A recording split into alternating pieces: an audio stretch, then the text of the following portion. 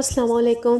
میں آپ کو سنانے لگی ہوں انسپیکٹر نواز خان کی ایک قتل کیس رودات جس کا نام ہے چودھری کی موت۔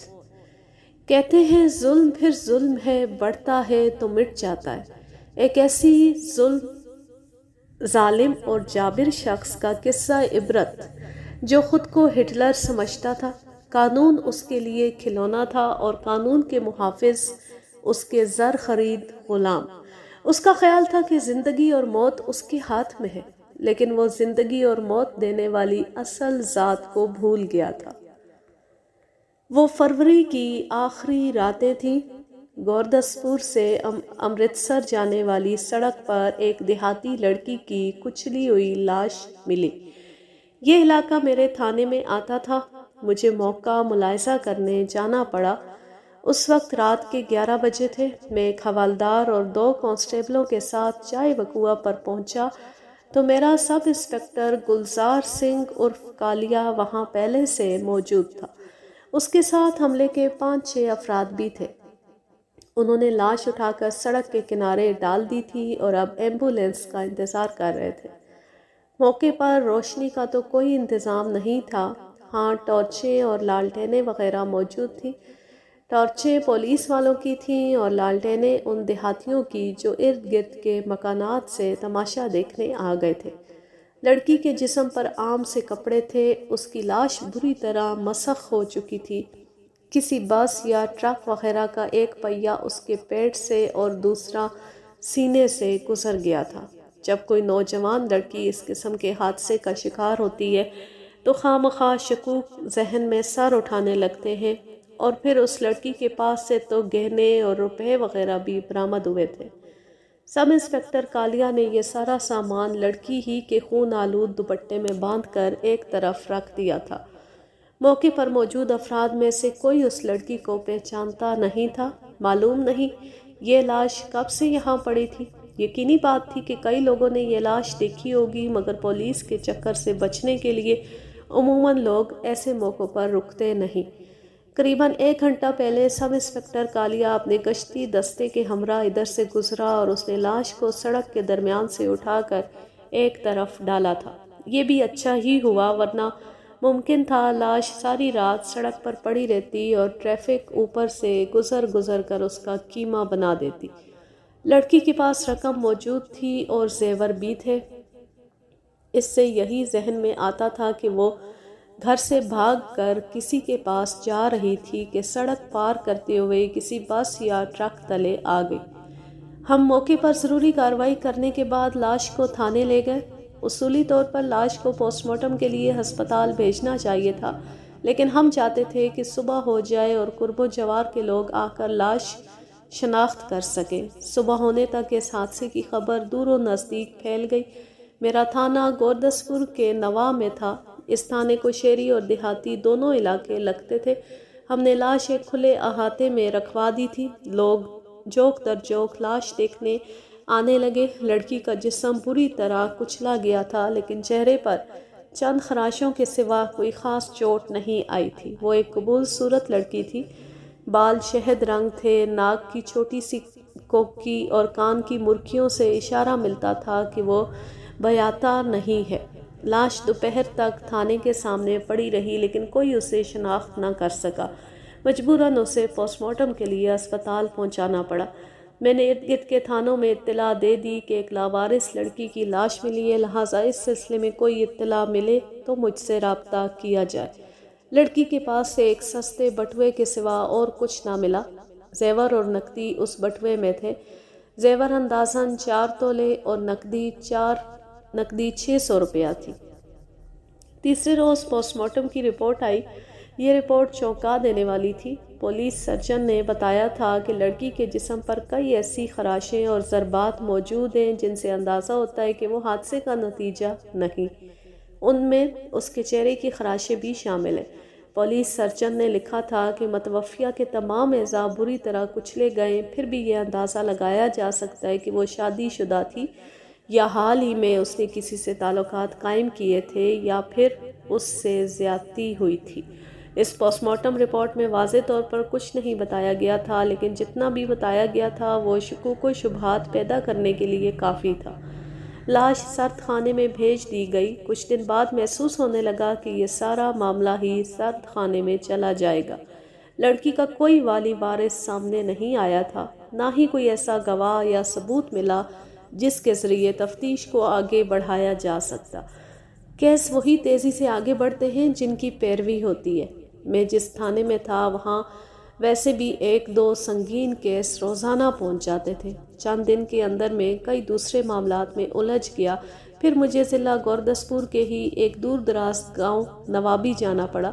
نوابی کے ایک بہت بڑے چودھری نے انگریز ڈپٹی کمشنر کو اپنے بھائی کی شادی کے بہانے گاؤں میں بلا لیا۔ ڈپٹی کمشنر صاحب نے تشریف لانا ہو تو پولیس اہلکاروں کو کئی طرح کے انتظام کرنے پڑتے۔ میں بھی ضروری کام چھوڑ کر ان انتظامات میں لگا رہا۔ اسی طرح کے چکروں میں 15-20 روز گزر گئے۔ ایک روز میں تھانے پہنچا تو میرے ہیڈ کانسٹیبل نے ایک رکا میرے ہاتھ میں تھمایا۔ میں نے رکے پر نگاہ دوڑائی اور حیران رہ گیا۔ یہ ہندی اخبار کی رپورٹر کملا سنہا کی طرف سے تھا۔ کملا سنہا کے بارے میں آپ پچھلی کہانیوں میں پڑھ چکے ہیں۔ وہ ایک امیر خاندان کی خوبصورت لیکن مہم جو قسم کی لڑکی تھی۔ مجھے اس کے بارے میں جو اطلاع ملی تھی وہ یہ تھی کہ کملا اپنے ڈیڈی کے ہمراہ ولایت چلی گئی ہے اور اب اس بات کو قریباً 1 مہینہ گزر چکا تھا۔ میں نے ہیڈ کانسٹیبل سے پوچھا کون دے گیا ہے یہ رکا؟ ہیڈ کانسٹیبل کے بجائے بلال شاہ نے جواب دیا، دینا کس نے تھا جی؟ وہ آپ کی پرانی واقف کار خود آئی ہوئی تھی، پورے تھانے میں یوں گھوم رہی تھی جیسے اپنا ہی راج ہے۔ میں نے بلال شاہ کی بات نظر انداز کرتے ہوئے رکے پر نگاہ دوڑائی۔ لکھا تھا، نواز صاحب، میں نے اپنے پتا کے ساتھ ولایت چلے جانا تھا، لیکن کاغذات میں کوئی گڑبڑ ہو گئی تھی اس لیے نہ جا سکی۔ اگر میں پتا کے ساتھ ولایت چلی گئی ہوتی تو آج آپ کو وہ اطلاع کیسے دیتی جو کچھ ظالم افراد کے گلے کا پھندا بنے گی؟ جی ہاں، میرے پاس ایک بہت اہم خبر ہے آپ کے لیے، اور کچھ فوٹو بھی۔ میں نے نیچے اپنا ٹیلی فون نمبر لکھ دیا ہے، جتنی جلدی ہو سکے مجھ سے رابطہ کریں۔ فقط آپ کی خیرخواہ کملا سنہا۔ نیچے فون نمبر لکھا تھا۔ میں کچھ دیر سوچتا رہا۔ ایک بار فون کرنے میں کوئی حرج نہیں تھا۔ فون کرنا ویسے بھی میرے حق میں بہتر تھا، کیونکہ فون نہ کرتا تو وہ کسی بھی وقت خود یہاں آ دھمکتی۔ میں نے نمبر ڈائل کیے لیکن دوسری طرف فون مصروف تھا۔ میں نے ریسیور رکھ دیا اور پھر 2 دن گزر گئے۔ نہ اس نے رابطہ کیا اور نہ مجھے دوبارہ فون کرنے کا خیال آیا۔ وہ فروری کی ایک خوشگوار شام تھی۔ 2 دن کی بوندا باندی کے بعد کھل کر دھوپ نکلی تھی اور دھوپ کی تمازت اچھی لگ رہی تھی۔ میں بلال شاہ کے ساتھ صحن میں بیٹھا تھا۔ اچانک وہ آ دھمکی۔ صحن کی کیاریوں میں کھلے زرد پھولوں کی طرح اس نے بھی گہرا زرد لباس پہن رکھا تھا۔ چمکیلے بال حسب معمول شانوں پر بکھرے تھے۔ لو جی، آ گئے تھانے کے اصل مالک، بلال شاہ نے ٹھنڈی سانس بھری اور کملا کو گھورتا ہوا اپنی جگہ سے اٹھ کھڑا ہوا۔ کملا نے ہاتھ جوڑ کر نمستے کہا اور بولی، تکلیف کی معافی چاہتی ہوں جی، میں نے سوچا آپ نے تو آنا نہیں، خود ہی چل کر جانا پڑے گا۔ ایسا بھی کیا ضروری کام آن پڑا تھا؟ آج گھر جا کر میں غور سے آئینہ دیکھوں گی، شاید میرے چہرے پر لکھا ہوا ہے کہ میں جھوٹی ہوں، ورنہ آپ مجھ سے رابطہ کرنے کی کوشش تو کرتے۔ میں نے اسے بتایا کہ میں نے رابطہ کرنے کی کوشش کی تھی لیکن اس کا فون مصروف ملتا رہا۔ اتنی سی وضاحت سے اس کا غصہ ٹھنڈا ہونے والا نہیں تھا۔ بہرحال کچھ کم ضرور ہو گیا۔ میں اسے لے کر دفتر میں آ بیٹھا۔ میں دروازہ بند کرنا نہیں چاہتا تھا لیکن اس نے خود اٹھ کر دروازہ بند کر دیا۔ چند رسمی کلمات کی ادائیگی کے بعد ہم جلدی اصل موضوع پر آ گئے۔ اس نے اپنا ہینڈ بیگ کھولا اور ایک لفافے میں سے چند فوٹوگراف نکال کر میری طرف بڑھا دیے۔ ان دنوں رنگین تصویروں کا رواج نہیں تھا، کیمرے بھی اتنے اچھے نہیں ہوتے تھے۔ پھر کملا جو تصویریں دکھا رہی تھی وہ رات کو کھینچی گئی تھی۔ اس کے باوجود جو مناظر نظر آئے انہوں نے مجھے بری طرح چونکا دیا۔ رات کے وقت سڑک پر کسی عورت کی کچلی ہوئی لاش پڑی تھی۔ ایک تصویر میں صرف لاش نظر آ رہی تھی، دوسری میں ایک دیہاتی بھی تھا جو ٹارچ کی روشنی لاش پر ڈال رہا تھا۔ اس دوسری تصویر میں لاش زیادہ وضاحت سے نظر آ رہی تھی۔ مرنے والی نے سیاہ پھولوں والی سفید قمیض پہن رکھی تھی اور اس قمیض کو دیکھتی مجھے اس لاوارث لڑکی کی لاش یاد آ گئی جسے کچھ روز پہلے ہم نے تھانے سے باہر شناخت کے لیے رکھا تھا۔ یہ اسی لاوارث لڑکی کی لاش تھی۔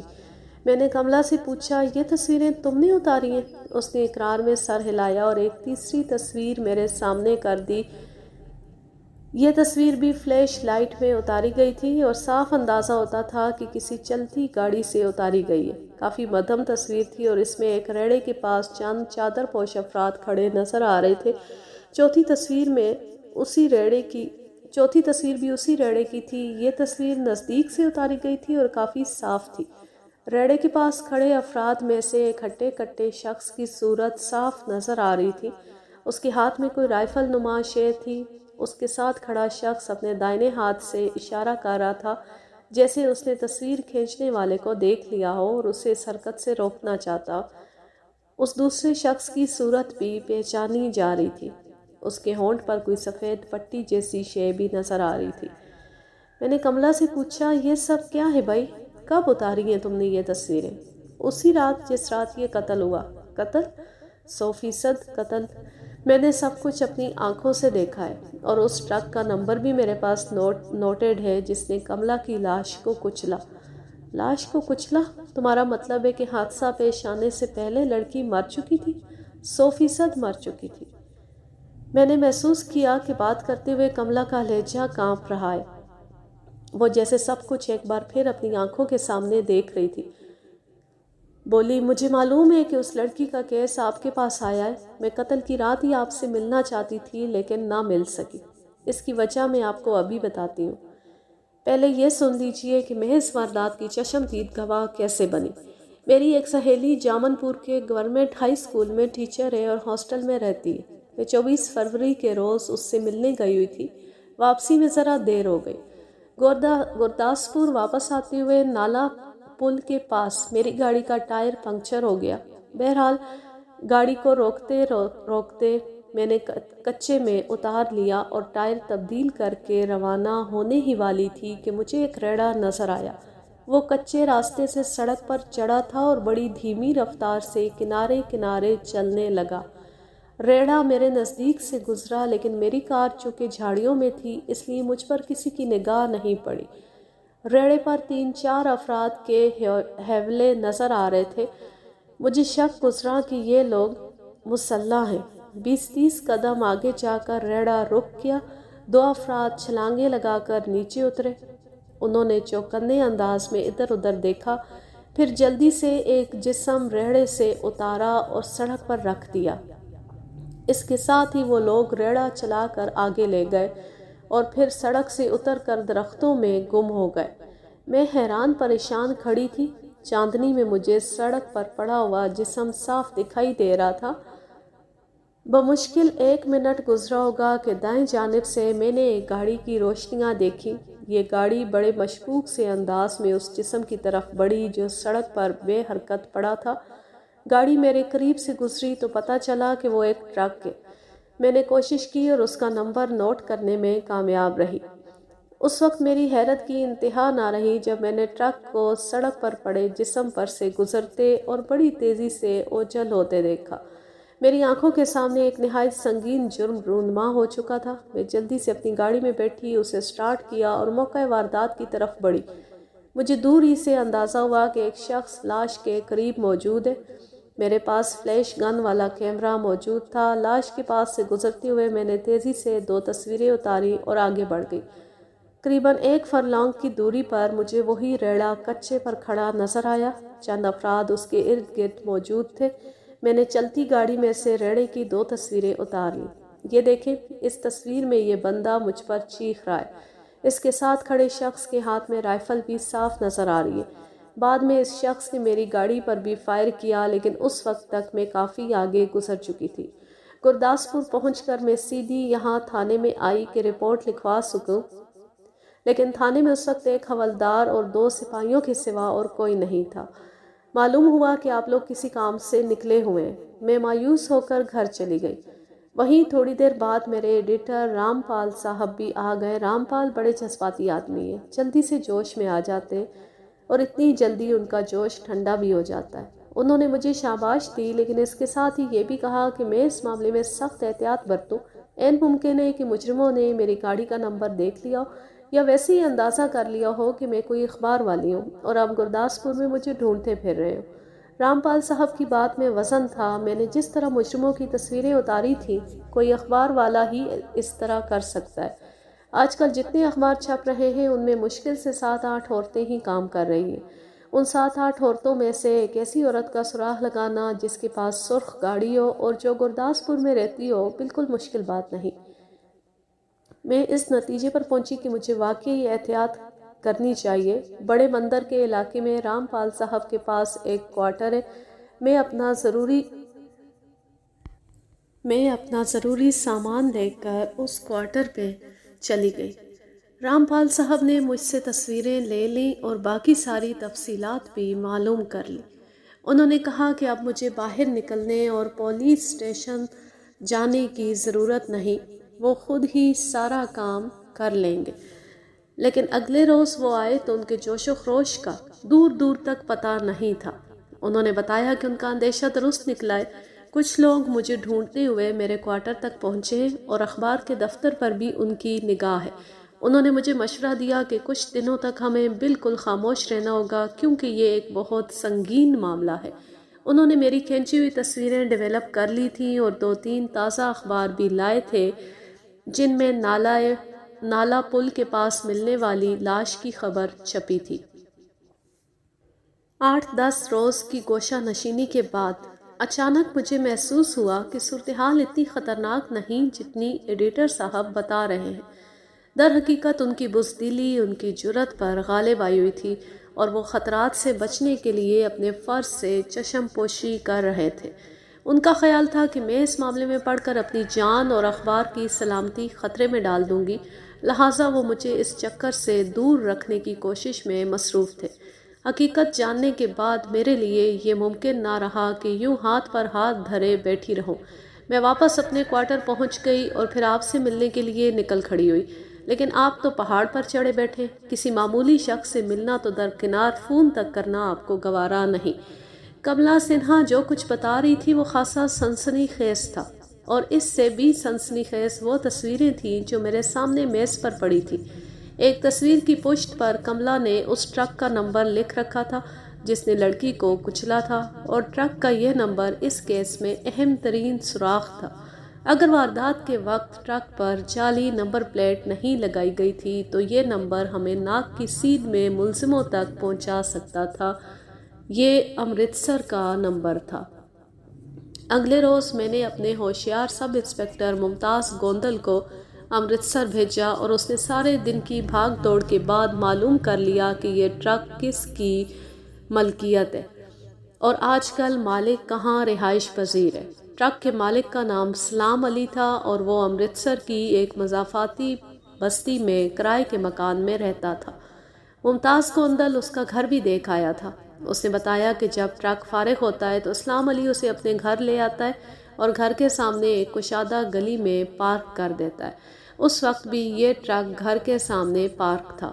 مجھے یہ اطلاعات شام 4 بجے کے قریب موصول ہوئی۔ میں اسی وقت ممتاز گوندل کے ساتھ امرتسر روانہ ہو گیا۔ 2 کانسٹیبل بھی ہمارے ساتھ تھے۔ ہم نے قریباً 9 بجے اسلام علی کے دروازے پر دستک دی۔ اسلام علی گھر ہی میں تھا۔ وہ چھوٹی چھوٹی داڑھی والا ایک بھلا مانس شخص نظر آتا تھا، سر پر ٹوپی، ماتھے پر محراب اور آنکھوں میں خوف آمیز حیرت۔ اس نے ہمیں گھر کی بیٹھک میں بٹھایا اور آنے کی وجہ پوچھی۔ میں نے اس سے کہا، اسلام علی، 24 فروری کی رات اس ٹرک کے ذریعے ایک واردات ہوئی ہے۔ ہم اس سلسلے میں تمہارے پاس آئے ہیں۔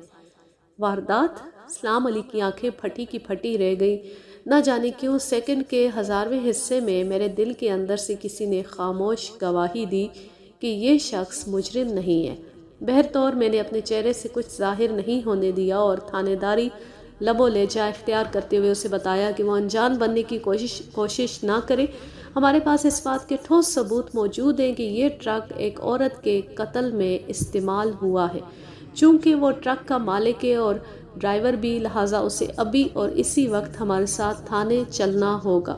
اسلام علی بلک اٹھا، رحم کریں تھانے دار صاحب، مجھ پر ایسا الزام مت لگائیں، میرے چھوٹے چھوٹے بچے ہیں، آپ اس محلے میں کسی سے بھی پوچھ لیں، میں جس طرح کا بندہ ہوں یہ لوگ مجھے اچھی طرح جانتے، 5-6 سال ہو گئے ہیں میں یہاں رہ رہا ہوں۔ میں نے کہا سب سے پوچھیں گے، لیکن کریں گے وہی جو ہماری سمجھ میں آئے گا۔ میں نے سب انسپکٹر ممتاز گوندل سے کہا، وہ بستی کے چند معتبر افراد کو اپنے ساتھ لے آیا۔ 1-2 آدمی اسلام علی کی مصیبت کا سن کر خود ہی چلے آئے تھے۔ میں نے ان سے علیحدہ اور مشترکہ طور پر بات چیت کی۔ ان سب کی رائے تھی کہ اسلام علی ایک شریف، نیک اور بال بچے دار شخص ہے، اور یہ بات کسی طور ہضم نہیں ہوتی کہ وہ قتل جیسی سنگین واردات میں ملوث ہو سکتا ہے۔ ہاں، ان لوگوں نے اس لڑکے کے خلاف اپنے شک کا اظہار کیا جو ہیلپر یعنی معاون کے طور پر اسلام علی کے ساتھ چلتا تھا۔ اس کا نام سعید بتایا گیا اور یہ بھی بتایا گیا کہ وہ نشے سمیت کئی بد عادتوں کا شکار ہے۔ پتہ چلا کہ وہ لڑکا یہیں پر ہے اور ٹرک کے اندر ہی سویا پڑا ہے۔ اسے اٹھا کر لایا گیا۔ وہ گہری سرخ آنکھوں والا، اکرے بدن والا لڑکا تھا۔ ہونٹ سگریٹ نوشی کی وجہ سے سیاہ نظر آتے تھے۔ وہ رشتے میں اسلام علی کا سالہ تھا۔ میں حیران ہو رہا تھا کہ اسلام علی جیسے شخص نے سعید جیسے لڑکے کو ساتھ کیوں رکھا ہوا ہے۔ اب اس کی وجہ بھی سمجھ میں آ گئی۔ وہ اس کی جورو کا بھائی تھا، اور یہ مثل مشہور ہے کہ ساری خدائی ایک طرف، جورو کا بھائی ایک طرف۔ سعید کو دیکھ کر اسلام علی کی آنکھوں میں جو تاثرات ابھرے، ان سے اندازہ ہوا کہ وہ خود بھی سعید کو پسند نہیں کرتا۔ میں نے سعید سے علیحدہ کمرے میں پوچھ گچھ کی۔ میں نے اس کا نام، پتہ اور دیگر کوائف پوچھنے کے بعد اندھیرے میں پہلا تیر چلایا۔ میں نے اس سے کہا، مجھے پتہ چلا ہے کہ کبھی کبھی تم خود بھی ٹرک چلاتے ہو۔ اس نے کہا، 1-2 بار ہی ایسا ہوا ہے جی، میں نے کچے راستے پر ٹرک چلایا ہے، اور وہ بھی بھائی جان سے پوچھ کر اور ان کی اجازت سے۔ میں نے جیب سے کملا کی کھینچی ہوئی وہ تصویر نکالی جس میں ریڑے کے آس پاس چادر پوش افراد کھڑے نظر آ رہے تھے۔ ان لوگوں کو پہچانتے ہو؟ اس نے چونک کر تصویر دیکھی اور پھر اچانک اس کا چہرہ زرد نظر آنے لگا۔ کون ہے یہ؟ وہی جو لڑکی کو ریڑے پر لاد کر نالا پل پر لائے تھے اور اسے سڑک پر ڈالا تھا۔ کون سی لڑکی؟ کس نے ڈالا تھا؟ سعید سنبھلنے کی کوشش کر رہا تھا، لیکن اس کے پاؤں اکھڑے اکھڑے تھے۔ وہ کوئی بہت چالاک اور تجربہ کار نہیں تھا۔ صرف آدھے گھنٹے کے اندر اس نے اقرار کر لیا۔ جب میں نے بار بار زور دے کر کہا کہ وہ قاتل ہے اور اس نے باقاعدہ منصوبہ بنا کر ایک بے گناہ کو ٹرک تلے کچلا ہے، تو اس کے منہ سے نکل گیا کہ میں اس پر جھوٹا الزام لگا رہا ہوں اور اس کے ایک چھوٹے سے جرم کو قتل کی واردات بنا رہا ہوں۔ جب ایک بار زبان پھسل گئی تو پھر اس کے پاس سنبھلنے کی کوئی گنجائش نہ رہی اور اسے بتانا پڑا کہ اس سے کون سا چھوٹا سا جرم ہوا ہے اور کیوں۔ اس نے لرزتے کانپتے لہجے میں کہا، انہوں نے مجھے مارنے کی دھمکی دی تھی اور زبردستی لے گئے تھے۔ کہاں لے گئے تھے؟ نالا پل پر۔ ان کے پاس ایک لڑکی کی لاش تھی جسے وہ ریڑے پر ڈال کر لائے تھے۔ انہوں نے وہ لاش سڑک پر ڈال دی اور مجھ سے کہا کہ میں اس کے اوپر سے 2-3 بار ٹرک اس طرح گزاروں کہ اس کا کیما بن جائے، لیکن میں ڈر گیا کیونکہ جب میں ٹرک موڑ کر دوبارہ لاش کی طرف آ رہا تھا، میں نے ایک سرخ گاڑی کو دیکھا۔ اس میں سے کسی نے لاش کی تصویر اتاری تھی۔ میں اس وقت جھاڑیوں میں تھا۔ واپس سڑک پر آنے کے بجائے میں کچے پر ہی آگے نکل گیا اور ایک لمبا چکر کاٹ کر نہر والی سڑک پر نکل آیا۔ میں نے سعید سے پوچھا، کون تھے وہ لوگ؟ ایک دم سعید کا زرد چہرہ کچھ اور زرد ہو گیا۔ اس نے ہاتھ جوڑ کر کہا، میں ان کے بارے میں کچھ نہیں جانتا جناب۔ پتہ نہیں وہ کون لوگ تھے، گجر ٹائپ لگتے تھے۔ انہوں نے میری گردن پر پستول رکھ دیا تھا۔ وہ بہت خطرناک لوگ نظر آتے تھے۔ میرا ان سے کوئی تعلق واسطہ نہیں ہے جی۔ سعید کے جواب ہی میں اس کا اعتراف پوشیدہ تھا۔ وہ مجھ سے التجا کر رہا تھا کہ میں اسے ان خطرناک لوگوں کے معاملے میں نہ گھسیٹوں۔ اس کے ساتھ ہی یہ دعویٰ بھی کر رہا تھا کہ وہ ان کے بارے میں کچھ نہیں جانتا۔ صاف پتہ چل رہا تھا کہ وہ جانتا ہے۔ اگر نہ جانتا ہوتا تو مجھ سے التجائیں اور درخواستیں کیوں کرتا؟ میں سمجھ گیا کہ یہ گھی سیدھی انگلیوں سے نہیں نکلے گا۔ ہم اسے اور اس کے بھائی جان یعنی اسلام علی کو اپنے ساتھ امرتسر کے مرکزی تھانے میں لے آئے۔ اسلام علی بھلا مانس شخص تھا۔ اس کا قصور صرف اتنا تھا کہ وہ سعید جیسے نشے باز اور آوارہ کا بہنوئی تھا۔ میں نے اسے اپنے کمرے میں بٹھایا اور سعید کو تھوڑی دیر کے لیے سب انسپکٹر کالیا کے حوالے کر دیا۔ کالیا اپنے کام میں بڑا ماہر تھا۔ اس نے سعید پر آدھ پون گھنٹہ محنت کی اور اسے بالکل سیدھا کر دیا۔ کالیا سے چھٹکارا پانے کے بعد سعید نے جو بیان دیا وہ خاصا انکشاف انگیز تھا۔ اس نے پہلا بیان مکمل طور پر بدل لیا تھا۔ اس نے اعتراف کیا کہ 24 فروری کی رات اس نے جو کچھ بھی کیا لالچ میں آ کر کیا تھا۔ اسے لالچ دینے والے گرداسپور کے قریبی گاؤں نوابی کے افراد تھے۔ سعید نے ان کے نام گوبند سنگھ، پورن سنگھ اور کشنا بتائے تھے۔ اس نے کہا کہ وہ ٹرک کے ساتھ اکثر گرداسپور جاتا رہا ہے۔ ان تینوں افراد سے اس کی جان پہچان وہیں پر ہوئی تھی۔ وہ بھی اس کی طرح نشے باز ہے، اس لیے اکثر ان سے ملاقات رہنے لگی۔ 24 فروری کو دوپہر 1 بجے پورن سنگھ اور کشنا اس کے پاس آئے اور انہوں نے کہا کہ ایک بڑا منافع بخش کام ہے، 2 گھنٹے میں وہ پورے 500 روپے کما سکتا ہے۔ اس نے پوچھا کام کیا ہے؟ انہوں نے بتایا کہ وہ موقع پر چل کر بتائیں گے۔ وہ اسے اپنے ساتھ نالا پل پر لے گئے اور وہاں جا کر اسے پتہ چلا کہ اسے کیا کرنا ہے۔ میں نے سعید سے پوچھا کہ یہ پورن اور کشنا کرتے کیا ہیں؟ وہ بولا کچھ نہیں کرتے جی، انہیں کچھ کرنے کی ضرورت ہی نہیں ہے، وہ ایک بڑے زمیندار کے کمدار ہیں۔ کس زمیندار کے؟ جواب میں سعید نے جو نام لیا وہ مجھے چونکانے کے لیے کافی تھا۔ اس نے چودھری انپت رائے کا نام لیا۔ انپت رائے وہی چودھری تھا جس کے بھائی کی شادی پر چند روز پہلے ڈپٹی کمشنر صاحب بنفس نفیس تشریف لائے تھے اور مجھے انتظامات کے لیے 2-3 دن تھانے سے غیر حاضر رہنا پڑا تھا۔ انپت رائے ضلع گرداسپور کا دبنگ چودھری تھا۔